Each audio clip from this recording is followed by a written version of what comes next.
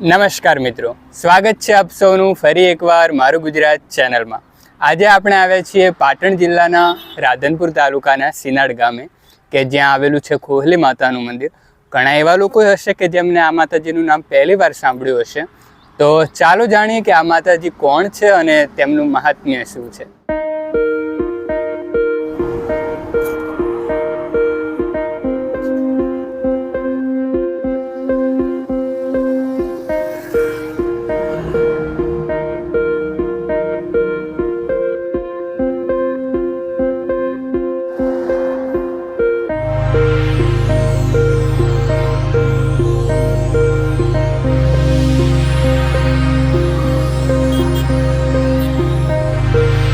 તો મિત્રો, આ છે કોહલી માતાજીનું મંદિર. માતાજીનું જેવું નામ છે એવું જ કામ છે.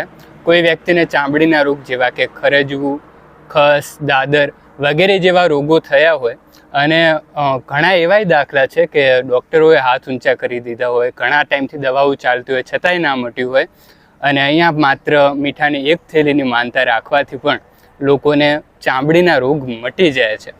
અને તમે જોઈ શકો છો કે અહીંયા મીઠાનો ઢગલો કેટલો બધો થયો છે. અને અહીંયા જે બાપુ સેવા પૂજા કરે છે એ પણ લોકોને માત્ર એક જ થેલીની માનતા રાખવાનું કહે છે, કારણ કે દિવસે ને દિવસે આ મીઠાનો ઢગલો વધતો જાય છે અને પછી આટલા બધા મીઠાનો ઉપયોગ શું કરવાનો. માટે તેઓ પણ બને ત્યાં સુધી લોકોને એક મીઠાની થેલીની જ માનતા રાખવાનું કહે છે. અને જ્યારે વ્યક્તિને રોગ મટી જાય ત્યારે એ અહીં આવી અને મીઠાની થેલી ચડાવી પોતાની માનતા પૂરી કરે છે. આ સિવાય પણ માતાજીના પરચાઓ તો ઘણા બધા છે. તો આપણે બાપુ પાસે પણ થોડુંક જાણવાનો પ્રયાસ કરીએ કે આ માતાજી ક્યાંથી આવ્યા અથવા તો આ માતાજીનો ઇતિહાસ શું છે. પહેલાં તો બાપુ, આપનું અમારી ચેનલમાં ખૂબ ખૂબ સ્વાગત છે. પહેલાં તો અમને એ જણાવો કે આ કોહલી માતા નામ લગભગ બહુ ઓછા લોકોએ સાંભળ્યું છે. તો કોહલી માતા નામ ખસને આ ચામડીના રોગ મટાડે છે એના કારણે પડ્યું, પણ મૂળ માતાજી કોણ છે એવો કોઈ ખ્યાલ ખરો? નિમકવાળી માં, કોહલી માં. બરાબર. ચામડીનો રોગ હોય, કોઈ ધાધર હોય, કોઈને ખણી આવતી હોય, આ મટી જાય છે. આવી માથે મંદિર છે. એ મંદિર કોહલી માનું જૂનું મંદિર. બરાબર. આ રહ્યું મંદિર નવું કરેલું છે, ઊભું છે હજી. હા છે. હા, રોડની સાઈડ વાળી કરી આલી હતી. બરાબર. અને અહીંયા કાંક માતાજીએ પડસો આલ્યો ને, હા હા, તે તારનું આ મંદિર એમને મળ્યું. અને માતાજીએ રોડની સાઈડે રહ્યા અને મીઠું મોને એક થેલી મોને. કોઈ ચામડીનો રોગ હોય અને કોઈ તાતર હોય, એ ગમે તો 5 કર્યું મોને. બરાબર. આ મટી જાય એટલે અહીંયાને આવી અને એ દર્શન કરી જાય હાથ જોડી, એટલે વાત પૂરી થાય. આ રહ્યું વિશે ગામ સનાડ હોય, રાધનપુરથી 3 કિલોમીટર. બરાબર. 2 વડ ઊભા છે, નિશાન છે. હમણાં રૂમ છે, અહીંયા ધૂણો છે.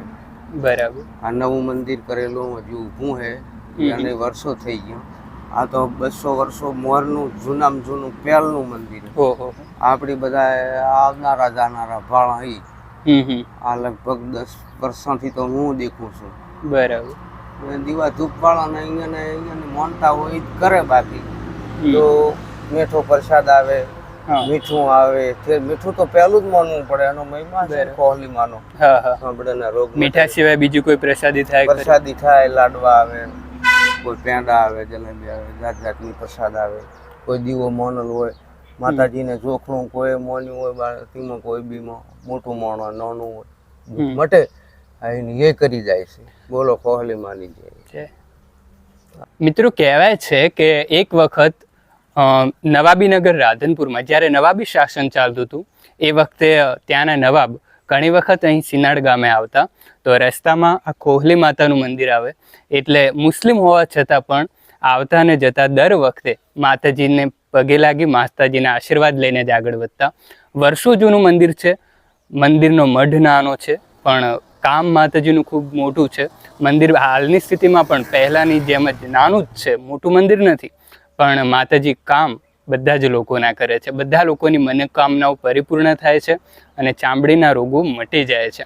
કહેવાય છે કે આજથી 10-15 વર્ષ પહેલાં જ્યારે આ નેશનલ હાઈવેનું કામ ચાલુ હતું એટલે રોડના કોન્ટ્રાક્ટર અને કન્સ્ટ્રક્ટરોએ આ મંદિર પાડી અહીં નવું મંદિર બનાવવા માટે શરૂઆત કરી, બાજુમાં નવું મંદિર પણ બનાવ્યું, પણ છતાં માતાજી એ મંદિર મૂકીને અહીં આવ્યા નથી.